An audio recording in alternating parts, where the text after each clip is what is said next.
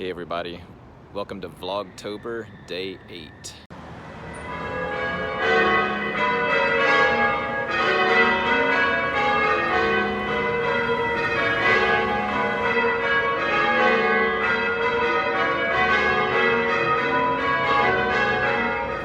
So when I was shooting footage for the vlog yesterday, I messed up in a couple of ways. First of all, this phone that I'm shooting on is an iPhone 8. And when you hold the phone a certain way, flipped the other way than what I'm holding it right now, it records the video upside down. It looks right side up on the screen, but when you go to play it on a computer in the video editor, it's upside down. So I literally have to flip it 180 degrees. It's not that big of a deal, except for another mistake I made yesterday. I did pretty much a double whammy, triple whammy actually. So I decided I wanted to shoot in 4K, not really because I wanted to shoot in 4K, but because I wanted to shoot at 24 frames per second. Well, on this phone, the camera only shoots 24 frames per second at 4K resolution. At 1080p, it'll only shoot 30 or 50 frames per second. No, excuse me, 30 or 60 frames per second. And I just like the look of 24 frames per second much better than 30 frames per second. So anyway, what I didn't realize is that you can only shoot 4K with the rear camera, the main camera. If you use the front camera, the one that I'm using right now, it can't shoot at 4K. It'll only shoot at 1080p. So little did I know that when I was filming with the rear camera, it was shooting at 4K, but when I was shooting with the front-facing camera, it was shooting at 1080p, 30 frames per second. So I had footage that was 24 frames per second at 4K and footage that was 1080p at 30 frames per second.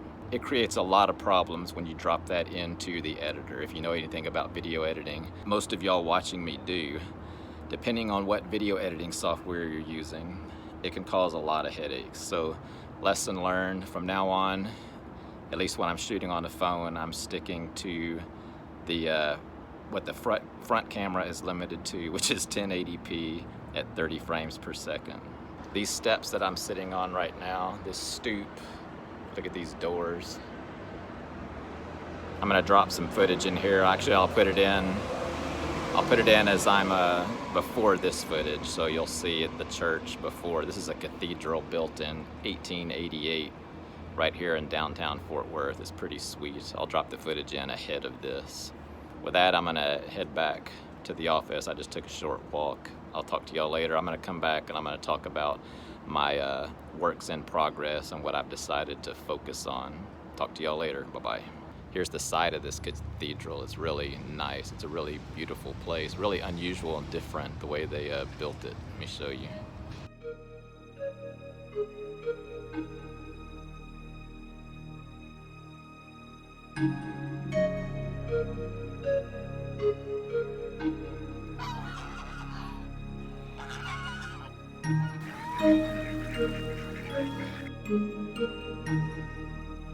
All right, so what am I working on right now? What are my works in progress? Is that sun too bright? I'm working on my screenplay for a horror short that I want to shoot with me and my youngest son. And the working title for it right now is Father. Gonna shoot for 15 to 30 minutes long, which means 15 to 30 pages of script. That's the industry average for scripts, about a minute of screen time per page. And that's one thing I've been doing too, is reading up on script writing, script formatting. You wouldn't believe how rigid the formatting is for a script. If you're submitting a script to an agent or to anybody in the industry, it can end up in the trash can just because they look at it and see the formatting doesn't fit industry standards. So it's really crazy. I had no idea that the formatting was so strict. So anyway, I've been having a lot of fun with that, getting a document set up. I don't want to spend a lot of money right now on pretty much anything, so I'm not spending any money on dedicated script writing software. I'm just using LibreOffice Writer. It's free, which is always good, and all I have to do is set up some tabs to make sure I'm using the proper indentation. And it's just for me, so it really doesn't matter, but you know, I'm weird like that, so I want it to look like a real script. And me and my youngest son have been, just for fun, just doing some improv on camera, playing out scenes. We'll think of a scene and then play it out with the camera running. And it's really fun, and it's really hard. It really makes you appreciate actors, and really good actors especially, or even mediocre actors, you know. I mean, when you see how hard it is to just play out these little scenes and come across as, you know, realistic as a person that's not faking it on camera, it's really difficult. Matter of fact, I just watched I haven't watched all of it yet, but I was watching one of those master classes, and I was watching the one where Dustin Hoffman is teaching class, and he takes a couple of actors through a scene. These are real working actors, aspiring to make it, you know, like everybody, to make it to the next level. And he takes them through a scene from the movie Jerry Maguire. And he takes them from I can't remember what the terminology is, but it's where just a dry reading, a cold reading, where they just read it with no inflection, no emotion. They're just repeating the lines to each other.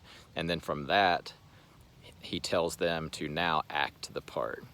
And then he guides them through the scene, and you watch them go from the scene being really, of course, dry, then to being okay, and then to being like just giving me goosebumps towards the end, where it was so good. And watching the process that he used to get them to that point is just is awesome to watch, and will make you get a new respect for actors and what they do. I highly recommend watching something like that if you get a chance. It was really cool. My other work in progress is my novel, which I'm shooting for 50,000 words. Probably end up going over that because I'm so wordy. I need to, of course, learn how to edit, and my goal is to hire a editor at the end to help me out with that. The working title for that is Magical Man Bun. It's a comedy involving, it's kind of a little bit of fantasy, a little bit of magic, but just barely. But of course the magic is central to the story. And that's all I'm going to say about it right now, because I'm really outlining and writing some chapters here and there, just with free writing, just to see how it goes, and fleshing out where this story's really going to go, where the characters want to take me, and who the characters are actually going to be. So that's where I'm at right now, so I don't want to say a whole lot because it could radically change. But anyway, like I said in yesterday's vlog, I was reading some of the stuff I had written, and it really got me excited to get back on it and start writing again. I've really dropped it off since I started doing this daily vlog, so it's not going to be forever, but I've really got a way to figure out to get my writing back on track and keep this daily vlog going. So anyway, I'm gonna get back to the car in the nice park here that we have in Azle. It's really beautiful and peaceful. But I'm gonna head home now and see what's going on at the casa, see if the wife and ankle biters are there, and see what needs to be done. Maybe I've definitely got to get some editing done, video editing, and hopefully get some words done, get that word count pumped up. So anyway, I'll talk to you guys later. Bye-bye.